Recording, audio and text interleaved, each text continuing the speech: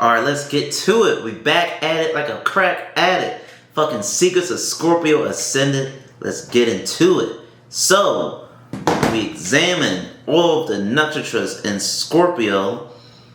Essentially, we see a theme of obsession and lust, which could be similarly likewise said about Taurus, because the opposite of Scorpio is Taurus. So you just see the similarities between both of the both of the signs. If you look at Taurus with Kritika, Rohini, and Mrigashira, with Kritika you got Agni, the fire, the deity associated with fire. There's a story and tale of him lusting over the wives of sages. Then if you look at Rohini, you have Lord Brahm, who lusted after his own daughter or his own creations. But Lord Brahm's like considered to be the creator of everything in Hinduism.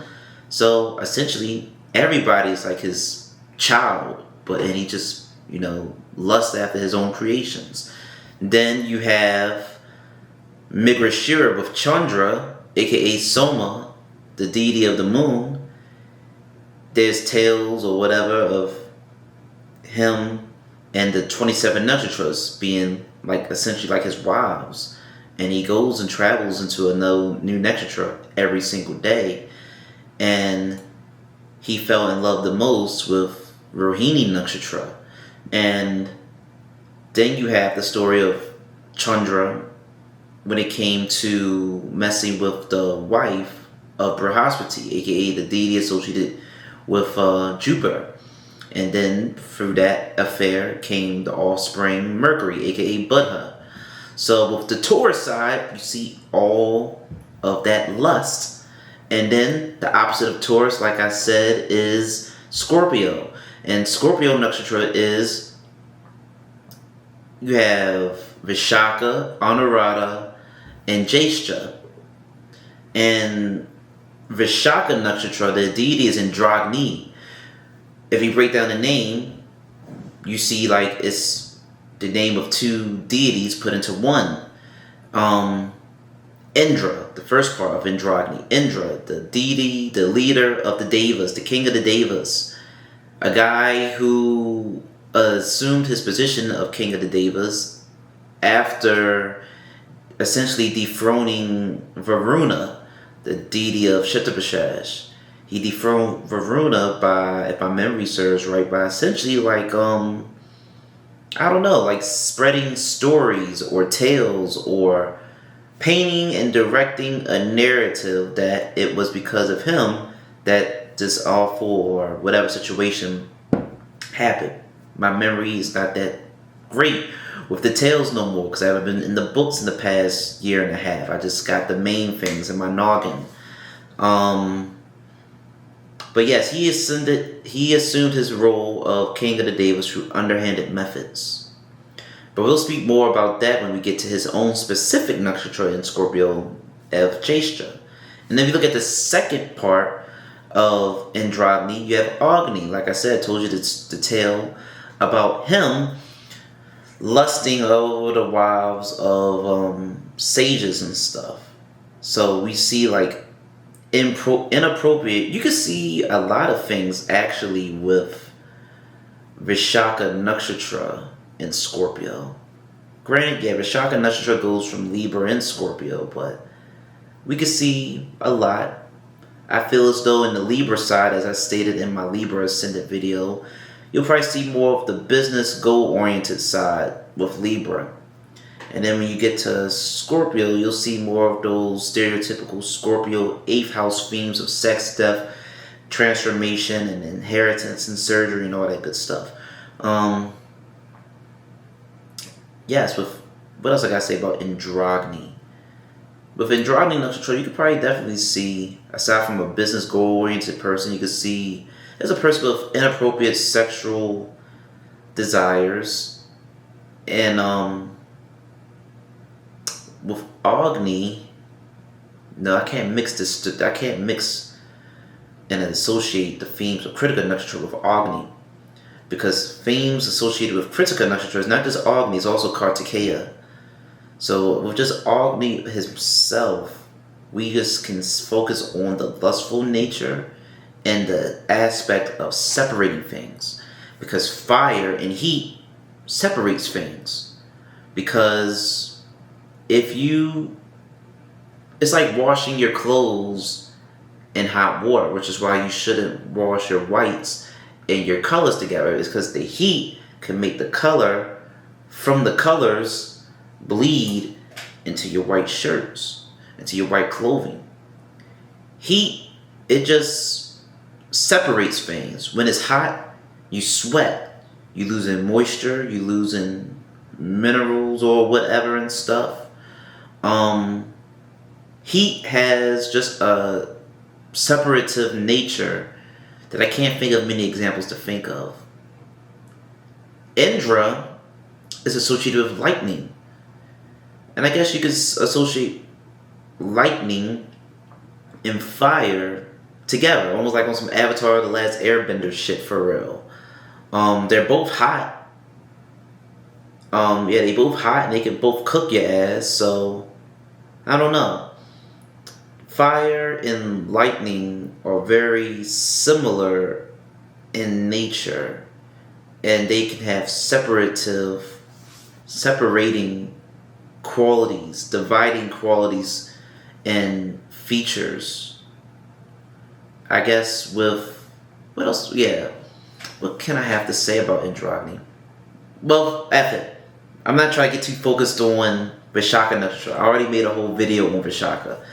I just mentioned Vishaka because, like I said, when you look at all the nakshatras, you see a theme of obsession. Indra and Agni both have a theme associated with them with obsession. You go to Anuradha Nakshatra, what will you see? The deity of that nakshatra is Mitra, this deity that's associated with like friendship.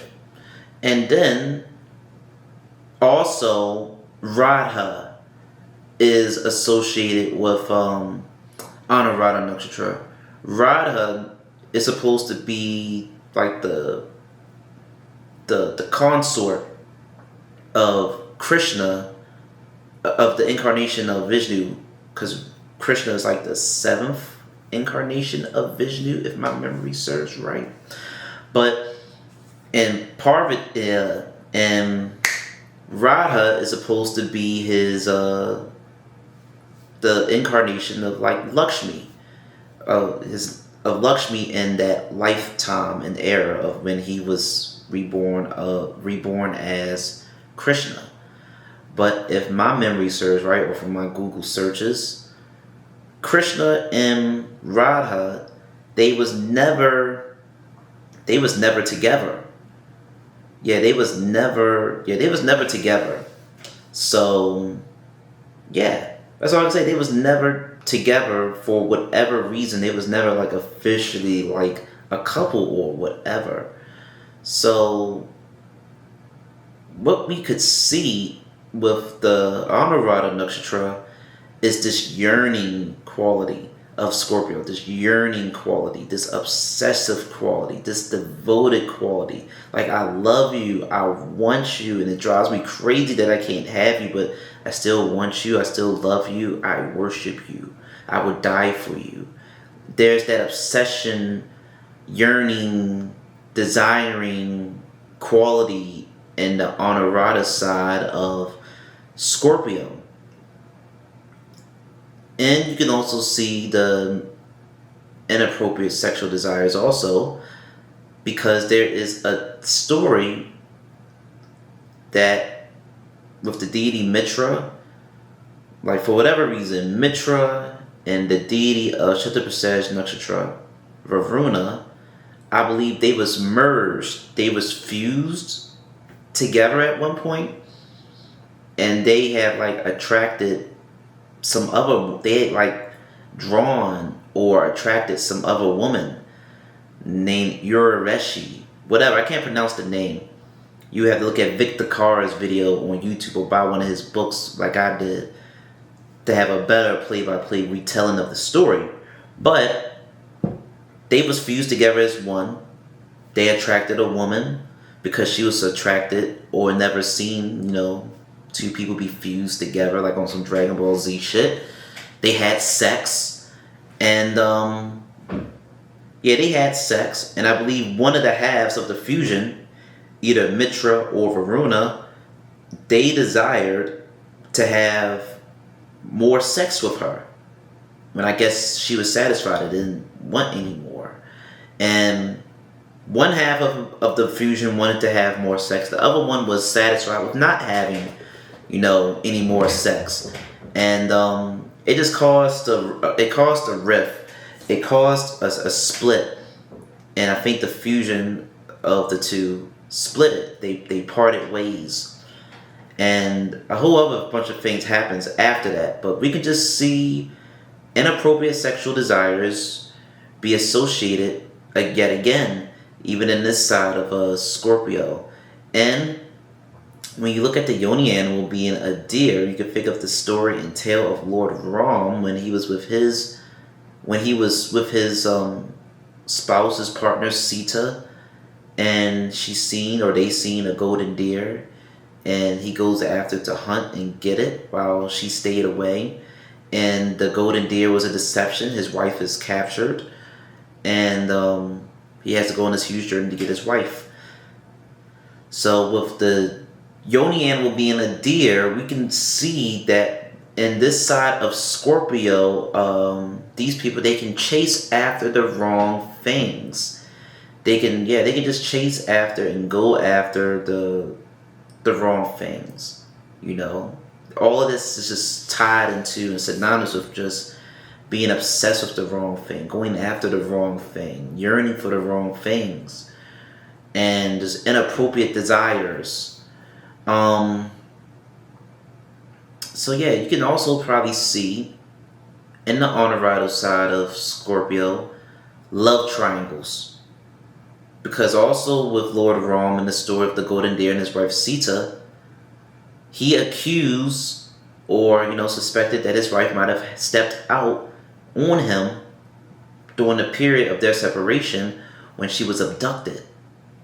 So with that tale of his wife being abducted and him accusing her or suspecting her of stepping out on their union, and with this tale of Mitra being fused together with Varuna and having sex with some person, some woman or whatever, and then out of this trilogy, this trinity of these three people, there was some type of disagreement, and the union ended and split because one wanted to have more sex with the woman than the other one. Then the story of Krishna and Radha, and how I believe they was never officially a husband and wife, a couple in their lifetime, even though she was devoted to Krishna and really wanted to be with him. We just see a love triangle could be associated with Anuradha Nakshatra. Some type of third party relationship could be seen. Some type of love triangle can be seen in the Anuradha side of Scorpio. And someone maybe not getting what they want, or someone just really yearning and obsessing and wanting something out of the other person, which can drive someone crazy and psychotic and obsessive. But this obsessive side of Scorpio can also be directed towards research. It doesn't have to be a person. This could be a very intellectual side of Scorpio, because you see Scorpio comes from the 8th house of sex, death, transformation, psychological, sexual things, and inheritance. Those are things that you get from death. Someone dies, you inherit something. And also with this side of Scorpio, surgery, occult, secrets, taboo things. You can just see that this, aside from a love triangle, these people can become real obsessive with acquiring hidden knowledge. They can just acquire knowledge and secrets and become just real obsessive over wanting to learn and uncover something, which makes sense because the sign of Scorpio is ruled by Mars, co-ruled by Ketu, the South Node. What is the planet Mars? Mars is masculine. Mars is associated with brotherhood. It's associated with blood. It's associated with ink. It's associated with weapons. What did I tell you that is like the nature of fire when I was talking about androgyny and Vishaka? The nature to separate something.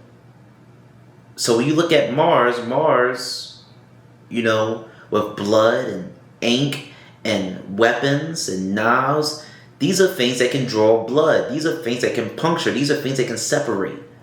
These are things that can inflict damage.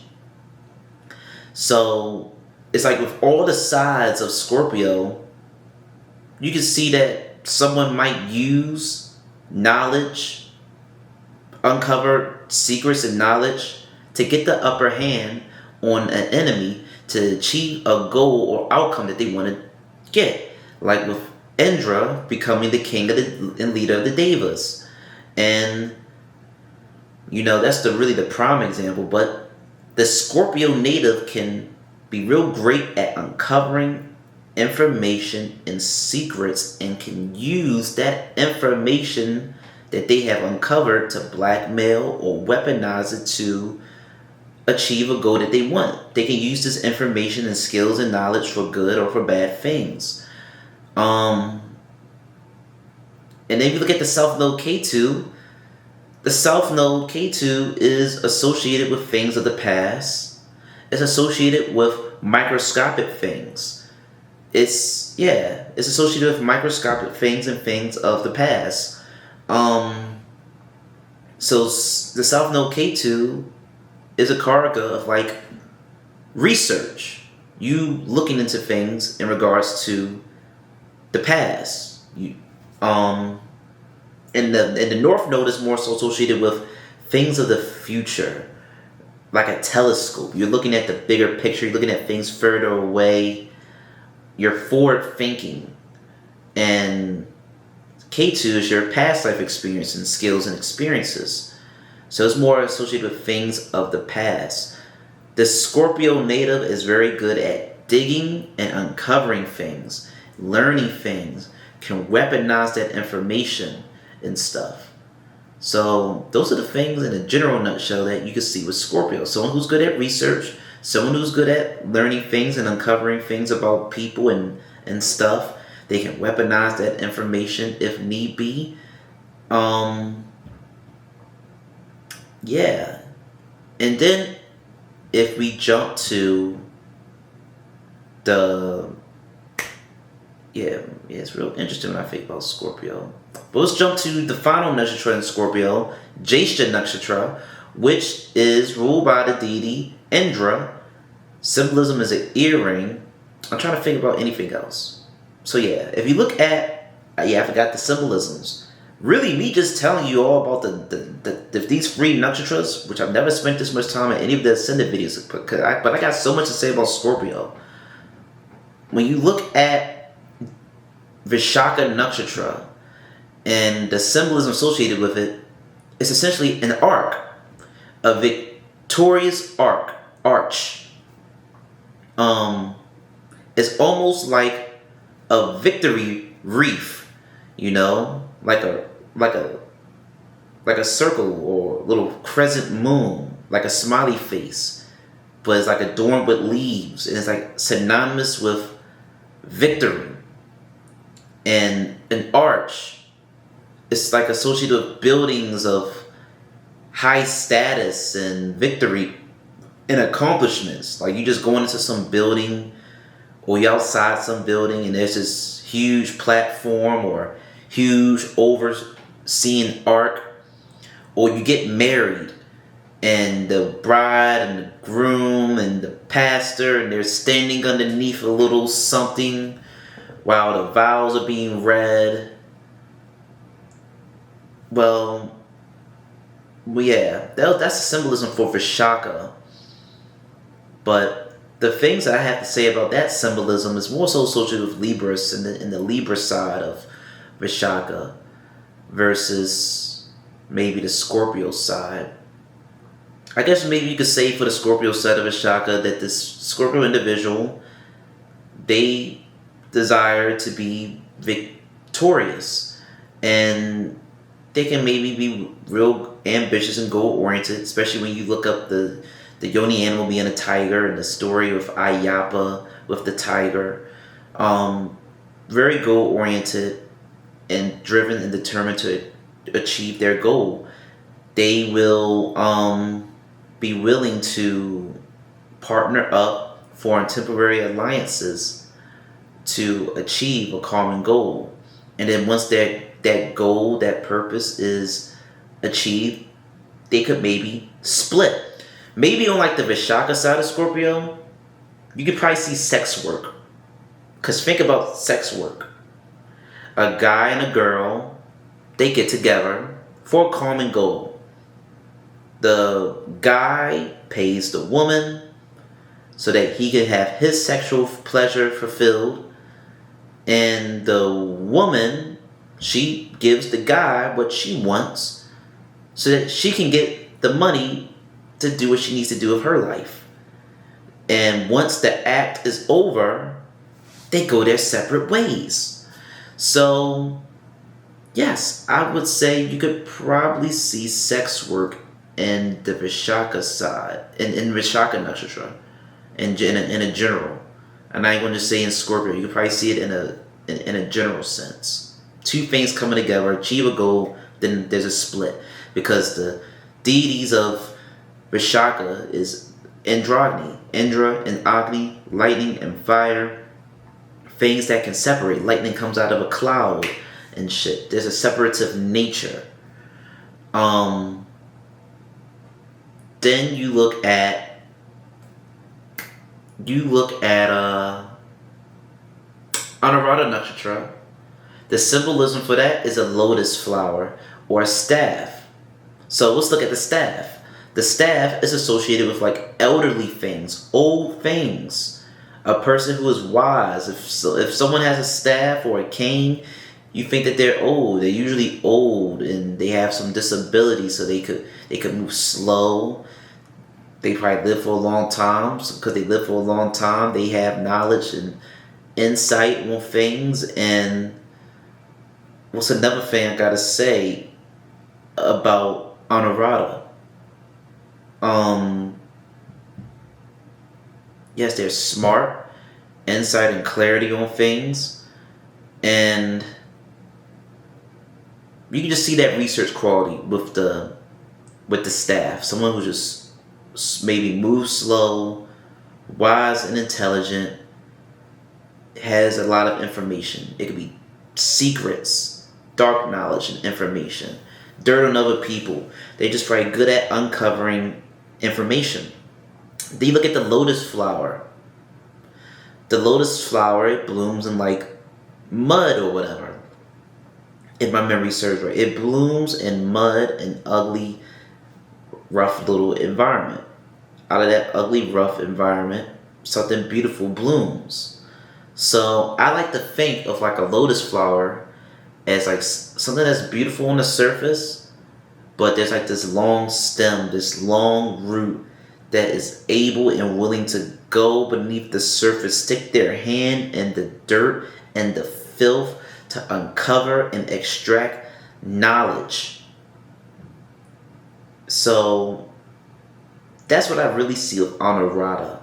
Very good at extracting knowledge and information. These people could be spies. These people could be very smart, very intelligent.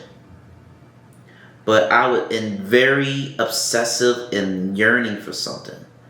But then we get to Jyeshtha, deity being Indra, symbolism being an umbrella or an earring. We could see a lot of things. Because with Indra, and I haven't even started talking about the houses, but I feel as though you get so much information with Scorpio sign, with Scorpio ascendant. You get so much information just by breaking down these three damn nakshatras. You're getting a clear overall picture about what the hell is Scorpio all about in a general sense. And it clears up any misconceptions you might have about it. So with Jyeshtha Nakshatra, with the symbolism being an umbrella or an earring, with the earring and the umbrella, you could see these as like, you could view these as like charms and amulets. someone who wants protection from things. The umbrella protects you from the element of the rain or the harsh sun. The earring is just an earring, but with the Jason side of Scorpio, you can see people, they like to be maybe pierced and adorned with things. They could be into trinkets that can protect them from things. These be like healing crystals and occult spiritual work. Because if you look at Indra, his guru was Brihaspati, the guru that's a personification of Jupiter. But Indra did not listen to Brihaspati. He did not listen to his lead. He did not listen to his guru. He offended his guru, and Brihaspati abandoned him during the time that Indra would need him, and Indra suffered. But there's many stories, a plethora of stories about Indra, and him doing a whole lot of prayer or atoning for his sinful or atrocious acts that he have committed. There's always a theme with him, seemingly, of him doing something that he shouldn't do. Then he's praying for like a hex or a curse or whatever to be removed or reversed. So there's this constant cycle with him of falling and rising, fucking up and trying to fix it, Which is why, when you look at Scorpio in the 8th house, Scorpio, the sign of Scorpio, or the 8th house, can be associated with great transformation, great ups and downs, great psychological transformations and all that good stuff, because Indra had a tumultuous life of being up and down and being paranoid. Indra was a paranoid person because he achieved his positions of power through underhanded means and methods. He became fearful of anybody else who was great or talented or could pose a threat in taking his position of power. He became very insecure and paranoid. And because he was paranoid and anxious and insecure, he would end up making enemies. He would end up preemptively striking out of fear of being hurt himself. This can be seen in the tale of the Ashwini Kumar brothers, the deities that associate with the first nakshatra, Ashwini. I forget the name of what they was trying to learn, but they were trying to learn some healing method, some technique, something that I could believe could revive people. Don't quote me on that, but they were trying to learn some technique that I'm sure that I explained in better detail in my Aries Ascendant video, and definitely in better detail in the Ashwini Nakshatra video.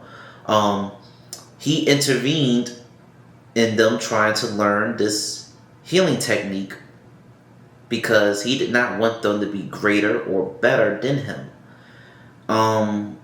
So you just see that theme more likely with the side of Jeshta and Scorpio. These people, if Anuradha is good at uncovering the information and secrets, Jeshta, they'll be more susceptible and likely to weaponize that information, to weaponize the information and secrets. They'll use it more likely to get the upper hand on an enemy or stop a problem before it can become a problem.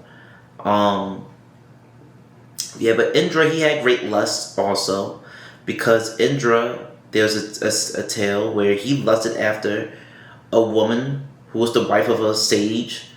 He changed his appearance to appear as her husband, and he fucked her. He had sex with her. She finds out that the guy she had sex with was not her husband. The sage finds out, and he curses. There's two different tales I hear. I'm pretty sure what probably happened. He was cursed to have like 1,000 vaginas all over his body. I also seen or heard that it was also 1,000 eyes. But cursing him with 1,000 vaginas all over his body that seems more embarrassing and fitting, since he was such a lustful, desirable person. He was cursed.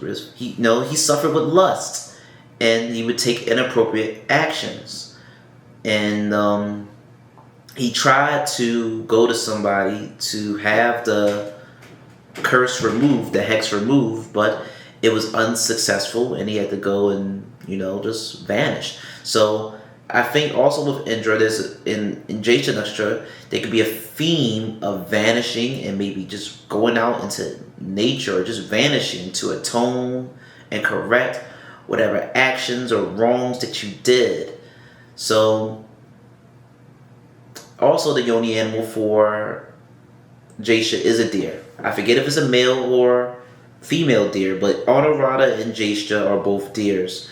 And like I said, you can just see that theme of going after that metaphorical golden deer that I told you about, going after the wrong things, chasing after the wrong things, an obsessive quality over the wrong things or whatever, or just things in general, wanting to get the upper hand on your opponent or over a situation. You could be willing to use underhanded methods to achieve it, and being fearful of losing your position of power, being fearful of being hidden, being damaged, being struck. So you'll strike first, or you'll have your own metaphorical umbrella, your own metaphorical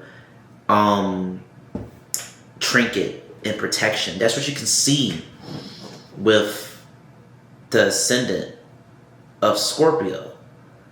I'm looking at my notes, make sure I'm not missing nothing. So now I spent damn near half an hour telling you about Scorpio by briefly going over all of the fucking ascendants, because I really feel as though just me just telling you about I gave you all this half hour of Scorpio by going after all the damn nakshatras, because I really feel as though by just explaining, once you know the nakshatras and you really sit and think about them, they give you the informations about the ascendants. But nevertheless, I'm about to break down the houses, and I'm going to sort of run through them quickly, because I done gave y'all so much information. I spent so much time. I'm not trying to have this be a 2-hour video and it takes like 20 hours to upload on YouTube.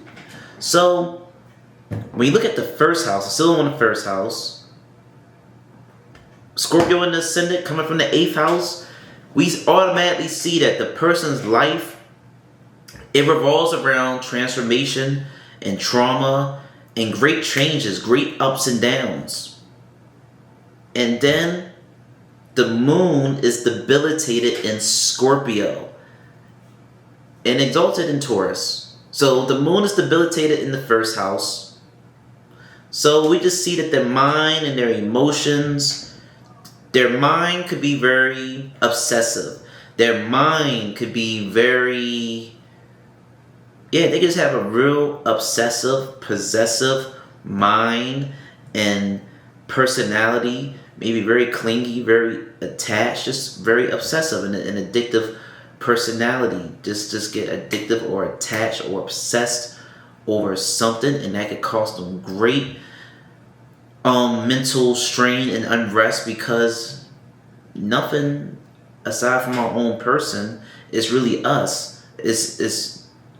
We don't really own nothing that isn't ourselves, and we don't have control over anyone but ourselves. So feeling so attached or identifying so strongly with things other than yourself can maybe cause you great mental unrest. What else do I have to say? I'm jumping to the 6th house very briefly, because in the 6th house for Scorpio ascendant is Aries. Aries, originally from the ascendant, it deals with the head and the overall body. The 6th house deals with debts and diseases, and it's just always an affliction with the 6th house. And then with Scorpio coming from the 8th house being in the ascendant, and the 8th house can be associated with death and surgery, we can just see with Scorpio ascendant that this person could be susceptible to head injuries. A Scorpio ascendant person is susceptible to head injuries, and or their life they could deal with a surgery in their life. Now, the prominence and extravagance of the surgery, who knows? And then if you jump to their third house, the third house is also synonymous with surgery. Because 8 places from the 8th house is the third house. The higher form of the 8th is the third. So the third house can also be associated with death and associated with surgery. And in the sign, and in the third house for Scorpio ascendant, the sign of Capricorn is there. Capricorn being ruled by Saturn. Saturn can be associated with karma. There could be some type of karma associated with Scorpio, maybe with them inflicting the blood drawing action, or with them maybe having some type of surgery or some type of piercing done to them. So you can see with Scorpio ascendant people, they could maybe love tattoos, getting piercings done on them. They might have some surgery. They might get some stitches. The extravagance or magnitude of this type of procedure that they might get depends on their birth chart. If they'll maybe go through some major surgery, some major incident, or maybe it'll be something minor like them getting stitches or something simple. Who knows? But we could just see those type of themes sprinkled in a Scorpio ascendant person's chart. Jumping to their second house, we see that their second house is Sagittarius. The second house deals with the immediate family that you come from. The second house deals with your face, your eyes, your nose, your mouth, your throat, how you make your wealth. And it has the sign of Sagittarius there, which comes from the 9th house, which is about the teachings of the father and the father figure. And what I took down in my notes, because now I'm not talking off the top of my head. Everything I told you about the nutcrackers, I was talking about off the top of my head. But now I'm going to be looking at my damn phone a lot. I don't fucking care. With the second house, you can see someone could have been a teacher, or the head of a very, or the head of, or very knowledgeable in a practice or field of study. And their financial gains could come through their teaching. Their financial gains could come from their knowledge. It could come from maybe their information. Someone in your family, like I said, could have been a teacher. Someone in your family could be just be very knowledgeable or prominent or the head of some type of field of study, and that's how maybe they and your family, someone in your family, your parents or whatever, could make their gains, make their money. And let's see. Yes, that's all I could think of when I took my notes for the second house. We could just see that maybe somehow you could, a Scorpio ascendant person could maybe sound smart, since Sagittarius is coming from the 9th house of the teacher, of the guru, and the second house is your throat, it's your voice. You could just sound smart. You could sound smart, sound important, and you could acquire and make wealth from you maybe having, I don't know, you speaking on a specific field of study that you maybe have uncovered a lot of knowledge on. Then we look at the third house. The third house is Capricorn. Capricorn is ruled by Saturn, and Capricorn originally comes in the 10th house of maybe the relationship with the father and your career and your profession. We could see that the siblings, your youngest sibling or siblings in general, they can be involved in your career. They could also have a strong dominating personality. Because I just associate all of Capricorn, we look at all the nutcrackers associated with conquerors, with dominating, which we'll get to whenever I get to Capricorn ascendant. Your siblings could have strong, dominating personalities. Your speech and communication, your way of communicating, could be very dominating, could be very strong and authoritative.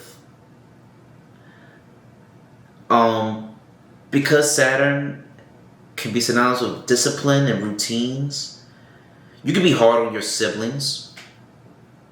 You can be hard on people in your immediate environment and surroundings. You can be hard on your neighbors or your friends and your siblings. You can probably come off maybe serious on social media, because the third house is skills with hands, and you use your hands to be on Twitter and Instagram and TikTok. So the way that you communicate, the way that you come off, it could be a very serious and disciplined and orderly and structured nature. You could come off very serious and dominating to people, even if that may not be your intention. You could just come off as serious, like, damn, you just look real intense, or you just look real serious, or you speak so intense, or I can't really read you, I can't tell if you're fine, if you're happy or not, because you just look like you got resting bitch face energy. You give off resting bitch face energy until we maybe get to speak to you and get to know you and stuff. But yes, a Scorpio ascendant person could be very careful in how they speak, their choice of words, how they come off. They could be very conscious and careful about their communication, whether it's written or verbally. What else would I have to say about Scorpio ascendant with Capricorn in the third house? But that's all I could say. I also want to say that, maybe they're not a bitch, because even though Jupiter is debilitated in Capricorn, I just see that the Scorpio ascendant person, they could just maybe use their communication or maybe their intelligence for things other than spiritual, worldly things. For spiritual things, they could use it for worldly material gains if they decide to be underhanded and stuff. And with the third house being associated with skills of hands, and Mars being exalted, and Mars being this weaponry like planet, the Scorpio ascendant person, they could be very skilled with their hands, very skilled with weapons, maybe not shy away from fighting if need be. But that's just a general assumption. I would say a Scorpio ascendant person is not a bitch, for lack of a better word. Because the third house is associated with bravery and how brave and courageous you are. But now we're moving on to the fourth house. Fourth house being Aquarius. Fourth house representing the relationship with the mother figure, indoor dwellings such as your home, places of security like your home or a car. Aquarius is here. Aquarius comes from the 11th house of large social network circles, organizations and gains, eldest sibling, co-ruled by Rahu, owned by Saturn. So whatever Aquarius is, you probably see this futuristic aspect because of it being co-ruled by Rahu.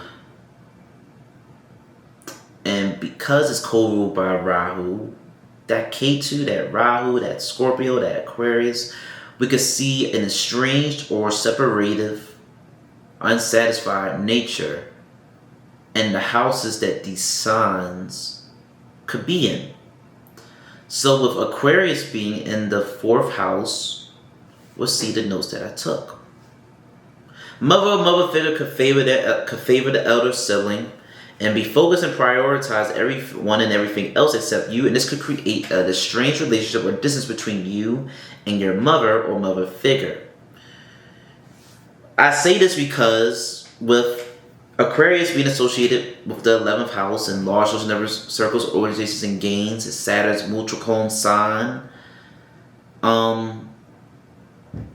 We could just see that maybe the mother could maybe favor the eldest sibling, or she could maybe, just prioritize other things and other people in the house except for you. That's just my theory, my instincts, my intuition.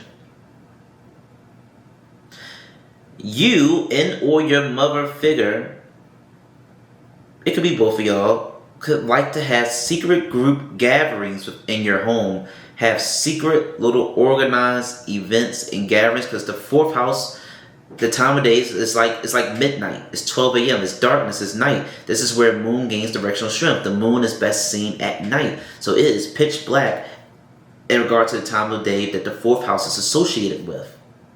So we could see that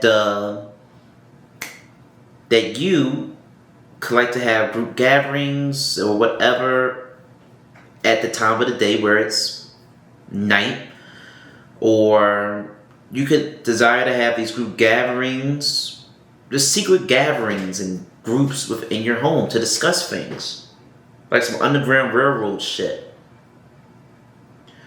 And yeah, that's all I could see.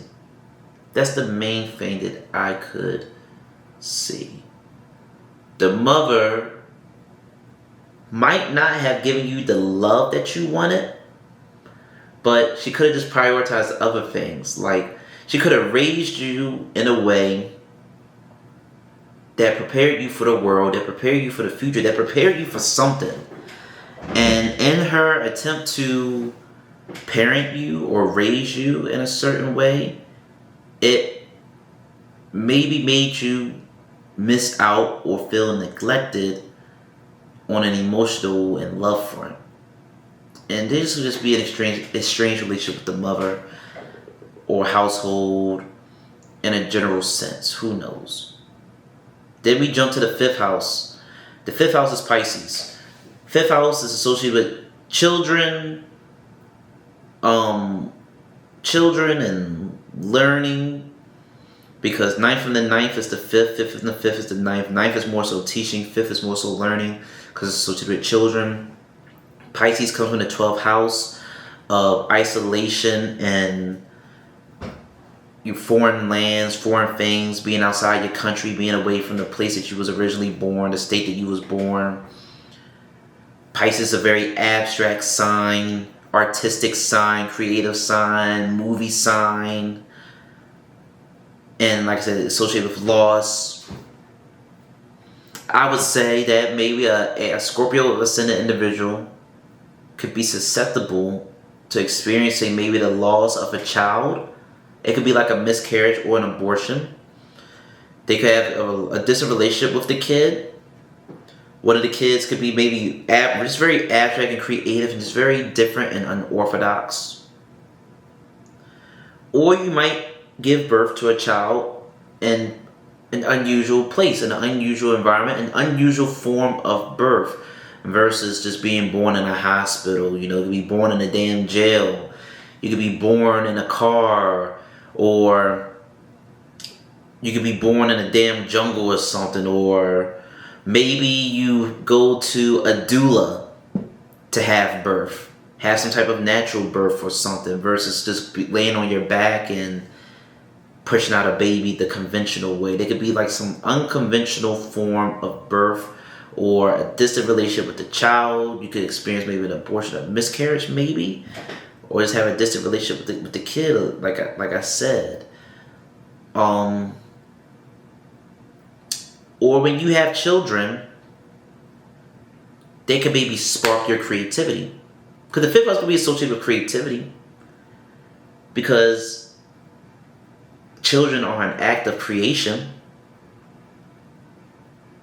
And Pisces is very creative and imaginative.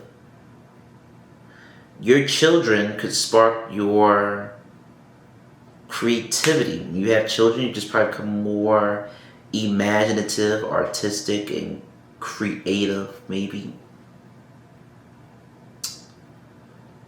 Which could also make sense, because Mercury is debilitated in Pisces. So we can see that the Scorpio individual's logical thinking and normal thinking and intelligence could go out the window once they begin to have children.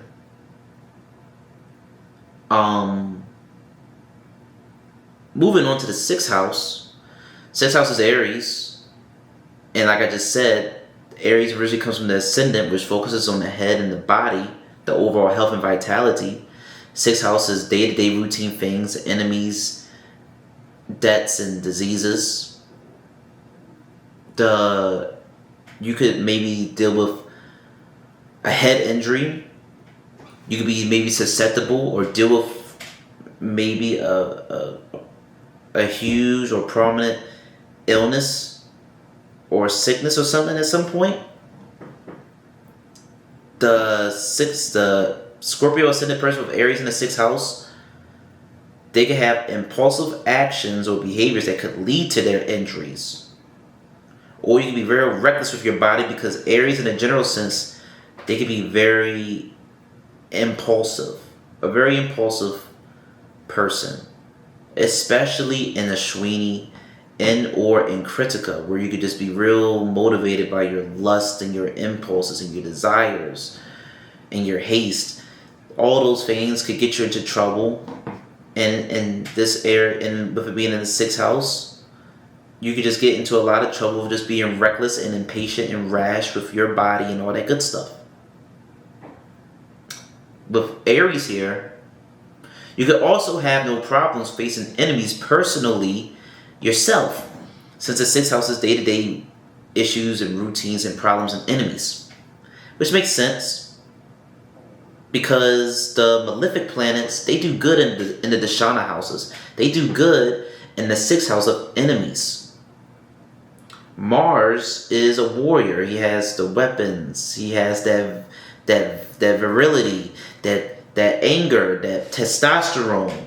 So putting a planet like that in the 6th house is very beneficial. It's like all my life I had to fight. It's ready for these issues, this war. But the way that it goes about maybe knocking out these enemies could also hurt itself in the process. It could be very brash and blunt.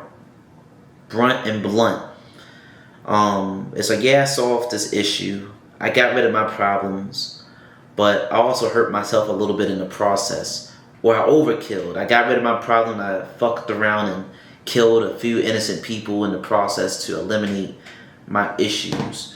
But you could probably have no problem crashing out over somebody or something and fighting if need be. But you could feel the backlash and the consequences and repercussions of your actions.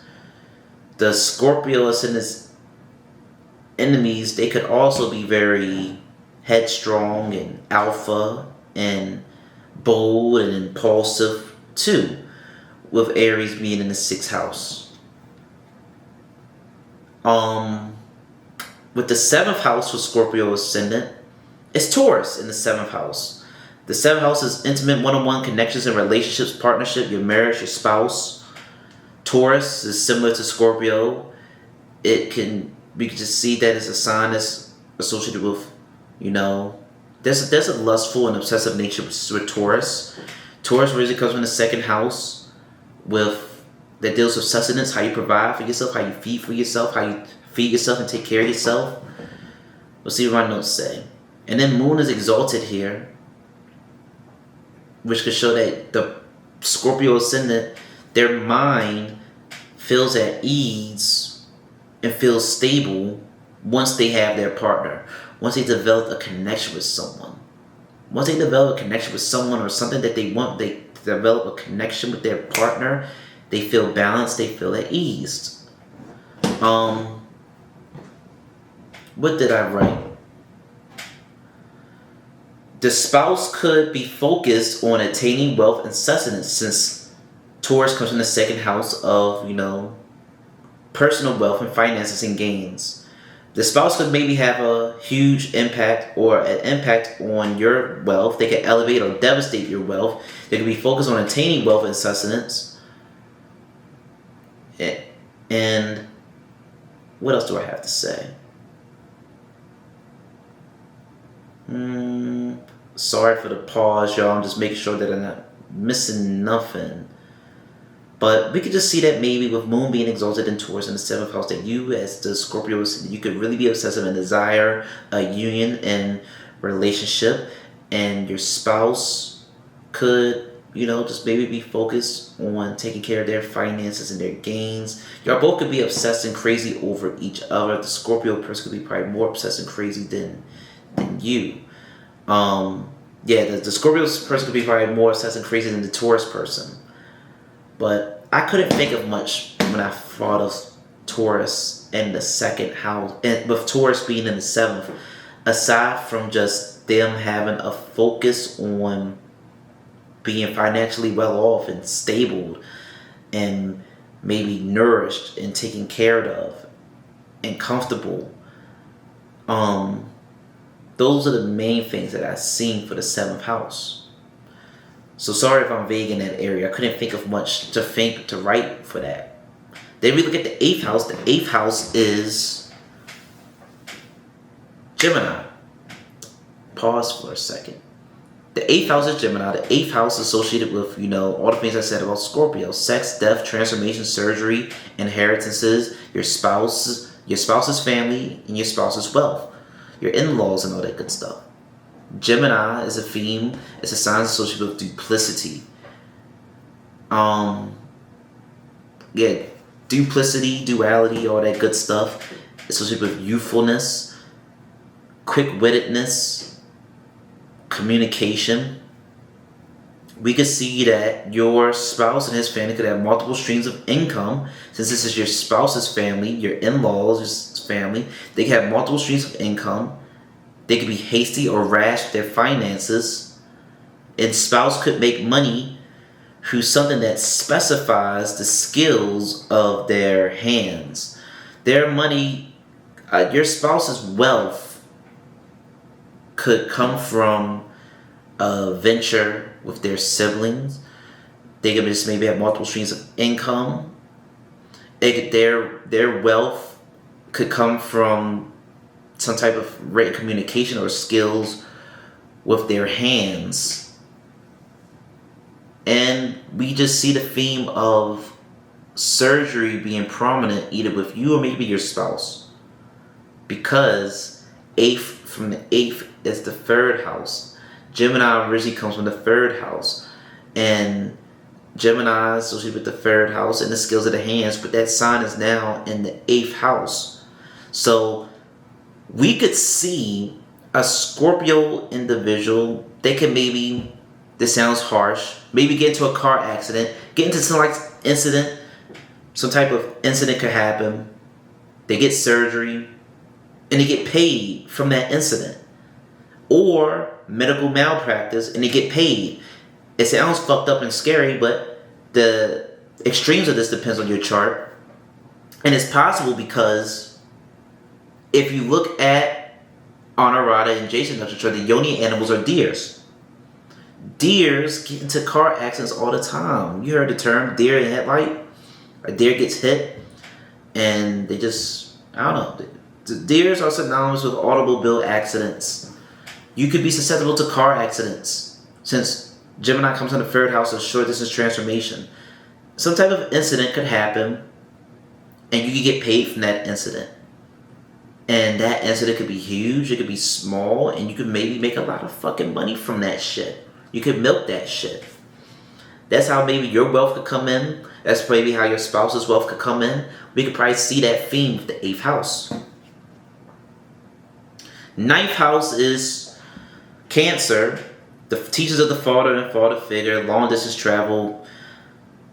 And yeah, that's the 9th house. The 4th house, Cancer comes from the 4th house.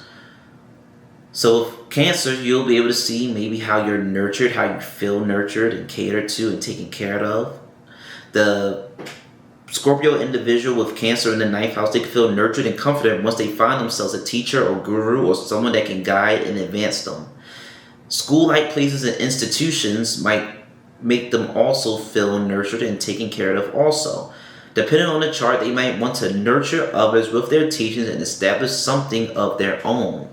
So, I feel as though with the, I don't know, I'm a bit lost here. Jupiter is exalted in the sign of Cancer. I would say that the Scorpio ascendant person, they could really desire to want to nurture and take care of people with their knowledge and information that they have to provide and offer. Their father or father figure could have instilled or had an environment for them for where they could feel safe to maybe learn and ask questions, or could have just really nurtured them and fed their soul with some type of higher knowledge and guidance and wisdom. which could be further supported when you see that their second house is indeed Sagittarius. So, like I said, maybe in the household, their family could be real intelligent or whatever. But, yes, maybe father or father figure could have been someone who instilled a lot of knowledge and wisdom within them, made it feel safe for them to want to learn or ask questions in regards to some type of higher form of knowledge. And the Scorpio ascendant person could maybe also desire to want to distribute and nurture others with their knowledge that they have.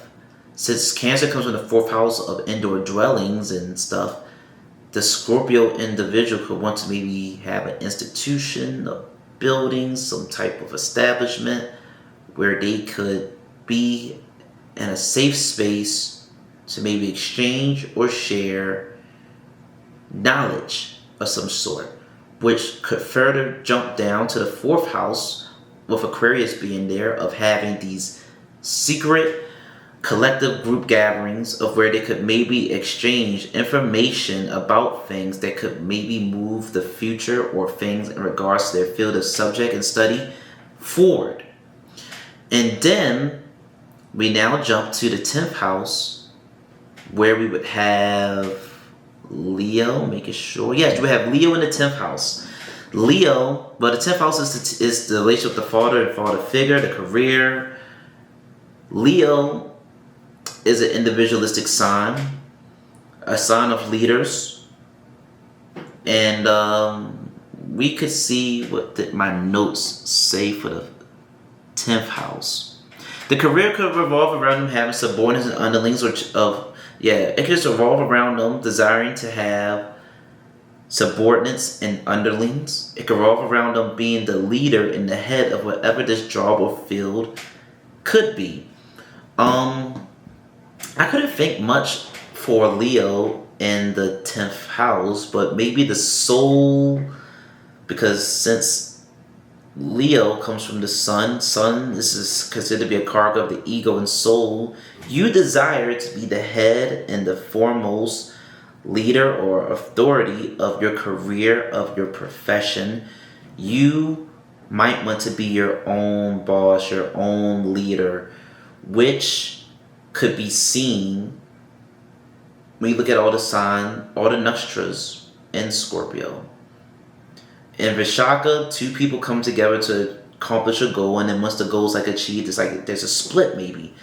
In Anuradha, you have Mitra, which is ironic, a deity, a god of friendship, but we have that tale of how he was merged with Varuna. The merge didn't last or work, and there was a split and some confusion and division. And then you have Indra, who achieved his position of power through underhanded methods and is fearful of losing his position of power. So it seems that with Scorpio, when we look at all the nakshatras in a quick little nutshell, unionship doesn't really last or work. They need to be or end up being on their own. Don't take this as in a general sense that a Scorpio person can't find love. Every sign in nakshatra can find love. It might just be harder for some than others depending on your chart. But in a general sense, there could be an independent quality to just a Scorpio ascendant native. And with Leo being in the 10th house, a sign that's associated with leadership qualities and being at the utmost or foremost or high position of power, I could just see that the Scorpio ascendant person could desire to just be their own boss and their own leader, or to top at whatever it is that they do. They might want to be with somebody because you see that their 7th house is Taurus and moon is exalted in Taurus. They could probably desire a partnership. But when it comes to their business and whatever, it might just not work out. So they probably come to the realization that they got to be the leader and foremost of whatever it is that they run. They probably can't go into business, a 50-50 relationship with somebody when it comes to doing business. They need to be the top dog, and they just probably need to have people up underneath them for it to work. We jump to the 11th house. The 11th house is Virgo. 11th house large social network circles, organizations and gains, relationship with eldest sibling. We could see with Virgo being here, Virgo coming from the 6th house of debts and diseases, servants, slaves, routine day-to-day things that we deal with, enemies. Virgo is very sharp. Virgo is intelligence. Virgo comes from the 6th house of power of the karma, some type of karma or thing that we have to deal with in this lifetime. 6th house is the Shana house. So wherever Virgo goes into, there will be some type of affliction or issue in that house. Just like with Virgo, Scorpio, and Pisces, because they both come from the 6th, 8th, and 12th house. You can have an issue with the eldest sibling if you have one. The eldest sibling could be very sharp and intelligent. There could be an issue or affliction with your knees and joints, since that's the house that the 11th house is associated with. There could be issues within your network circle and with your large social network circles and groups, or your network circles and groups. They can be filled with very intelligent and sharp people, because this is the sign where Mercury is exalted.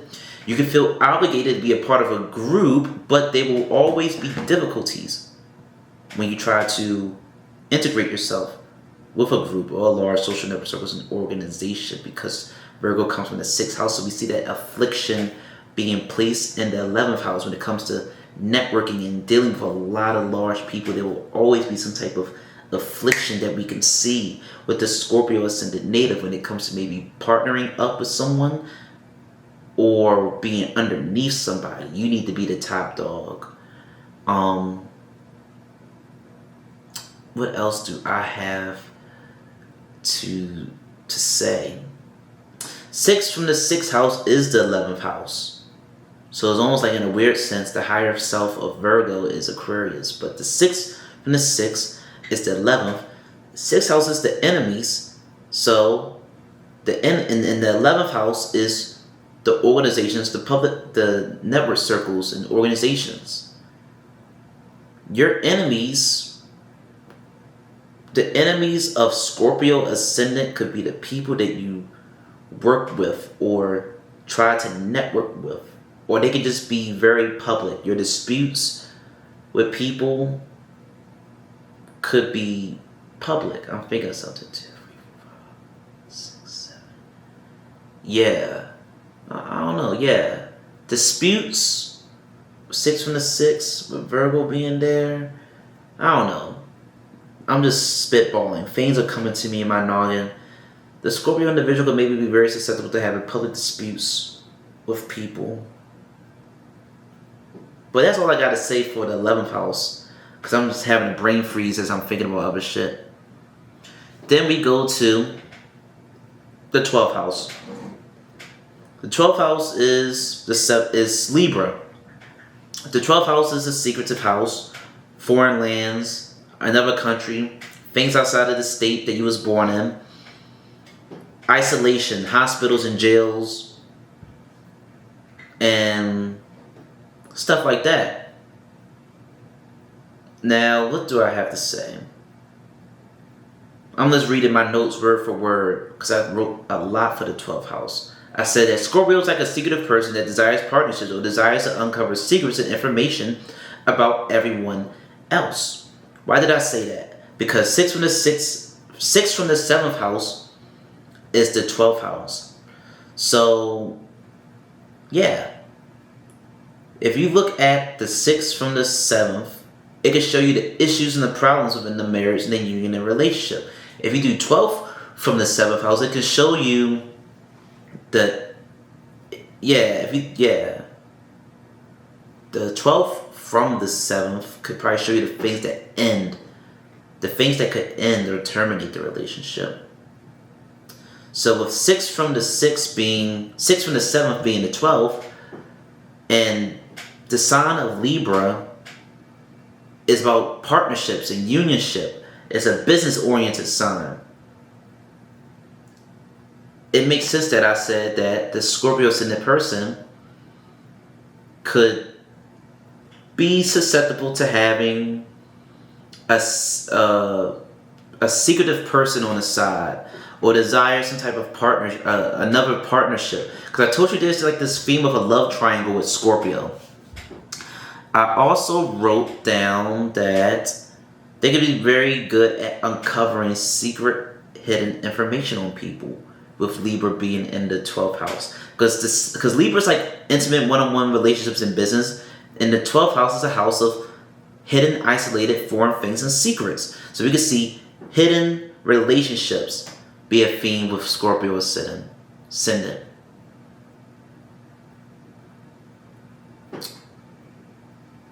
Love interests or business partners could be of another race or in another state or country, or you could be secretive about your love life. You can have secretive dealings with somebody, secretive about your love life. And what else do I gotta say? Yes, you can have secret business dealings in another country, in another state. You could be secretive about your partnerships. And it could be just some secret hidden affair that we can see with the Scorpio ascendant. You can just do business with people of another race. You could maybe want to do business and establish something that's hidden and just offshore. But that's all I have to say in a general nutshell about Scorpio. I know y'all have more than enough information and knowledge now about Scorpio ascendant to give you what you need. This is probably the longest video I made on goddamn ascendants. But I'll see y'all next time, and thank y'all for sticking around and still being subscribed to me despite my little hiatus. Thank you.